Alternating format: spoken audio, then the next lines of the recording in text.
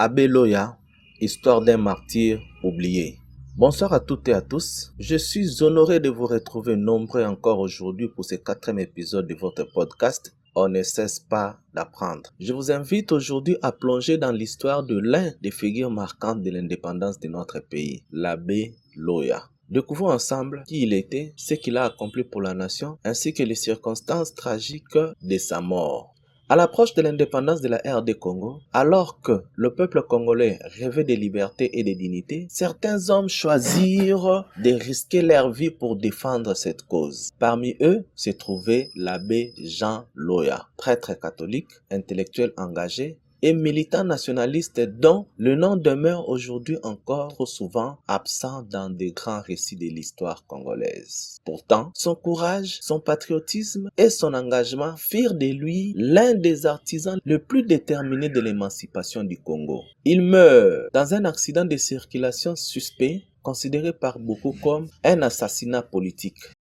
L'abbé Loya naît le 26 décembre 1914 à Kinkondongo, dans la région de Ngidinga, au Congo central. Originaire de Kipako, il grandit dans un environnement profondément marqué par les traditions Congo et la foi chrétienne. Très tôt, attiré par la vocation religieuse, il entre au grand séminaire de Maïdi, où il subit des études de philosophie puis de théologie. Après plusieurs années de formation, il est ordonné prêtre le 8 août 1943 à Kisantu, le même jour que son confrère Pierre Kimbondo, qui sera le premier évêque noir de la République démocratique du Congo, évêque de Kisantu. L'abbé Loya a commencé son ministère dans sa région natale de Kipako.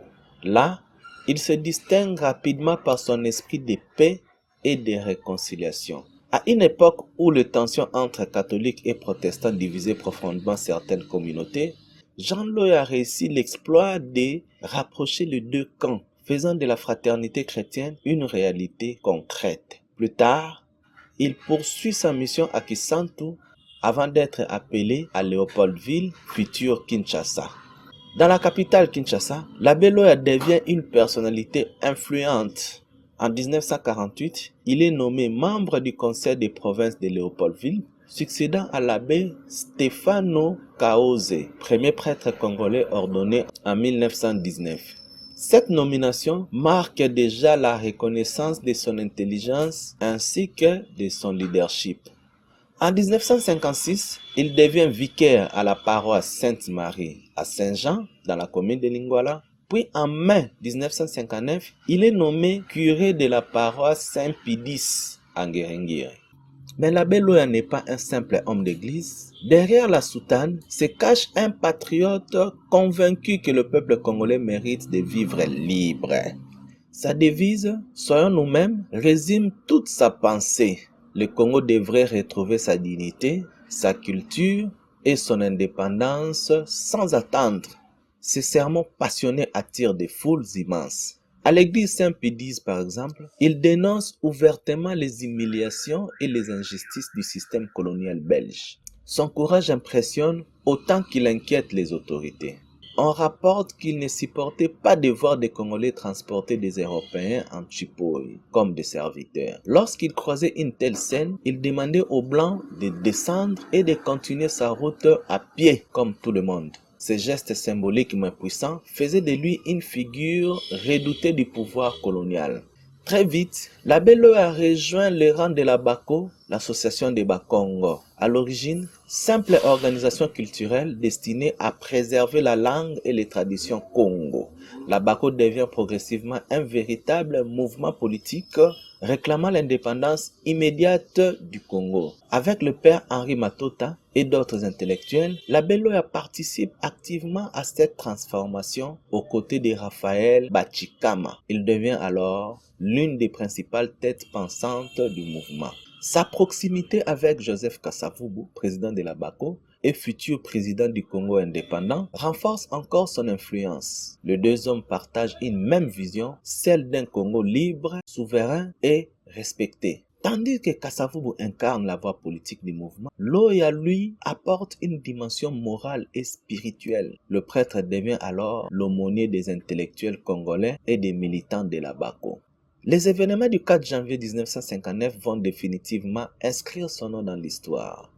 Ces jours-là, de violentes émeutes éclatent à Léopoldville après l'interdiction d'un meeting de la BACO. La répression coloniale est brutale. Kasavubu, accusé d'être l'instigateur des troubles, est recherché par la police belge. Craignant pour sa vie, il trouve refuge chez les proches de l'abbé Jean Loya à Yolo Nord. C'est alors que le prêtre imagine un stratagème audacieux pour sauver son ami. Avec l'aide de sa sœur, il maquille discrètement Kasavubu afin de modifier son apparence. Ensuite, il lui prête sa propre soutane de prêtre. Déguisé en abbé, Kasavubu prend place à bord de la petite VW coccinelle de Jean Loya. Ensemble, les deux hommes franchissent la barrière de la police coloniale sans éveiller les soupçons. Grâce à cette ruse, le futur président échappe à l'arrestation. Cependant, les autorités découvrent rapidement l'implication de Jean Loya. Alors, il est arrêté, emprisonné au camp Léopold, aujourd'hui camp Kokolo, et soumis à des services ainsi qu'à des menaces de mort. Libéré quelque temps plus tard grâce à l'intervention d'un commissaire belge, il refuse pourtant de se taire. Malgré les dangers, il continue d'aider les militants nationalistes recherchés par la police. Il négocie même à Kinkole les passages clandestins vers Brazzaville de plusieurs leaders de la BACO. Dès lors, les services coloniaux le considèrent comme un homme extrêmement dangereux. Pour eux, Jean Loya est devenu le cerveau du nationalisme bakongo à Léopoldville. Il est surveillé, suivi et placé dans les collimataires de la sécurité coloniale. À l'approche de l'indépendance, les tensions deviennent de plus en plus fortes. L'abbé Loya sent le danger se rapprocher. En mai 1960, il décide de quitter temporairement le Congo pour un voyage en Europe, notamment à Bruxelles et à Rome. Certains pensent qu'il souhaite prendre du recul face au climat politique explosif et menaces qui pèsent sur lui. Alors, un certain 30 mai 1960, après avoir passé le week-end à Kisantu auprès des mercenaires Kimbondo, il reprend la route vers Léopoldville au volant de sa petite Volkswagen. Son départ pour l'Europe est prévu pour le lendemain, mais sur la route nationale, près du village Lukusu, vers 15h, il dépasse Mbanzaboma en allant vers Sonabata. Le destin bascule. Alors qu'il négociait un virage réputé dangereux, un camion militaire de la force publique surgit en sens inverse. Selon plusieurs témoignages, le camion va quitter brusquement sa trajectoire et foncer directement sur la voiture du prêtre. Le choc est terrible, la petite coccinelle est littéralement écrasée sous la violence de la collision. Ainsi, l'abbé Jean Loya va mourir sur le coup. Officiellement, les autorités parlent d'un simple accident de circulation, mais pour une grande partie de la population congolaise, il s'agit d'un assassinat politique soigneusement organisé. Beaucoup sont convaincus que l'administration coloniale voulait éliminer cet homme devenu trop influent, trop courageux et trop engagé dans la lutte pour l'indépendance. Ironie tragique de l'histoire, Jean Loya disparaît exactement un mois avant la proclamation de l'indépendance du Congo pour laquelle il s'était battu.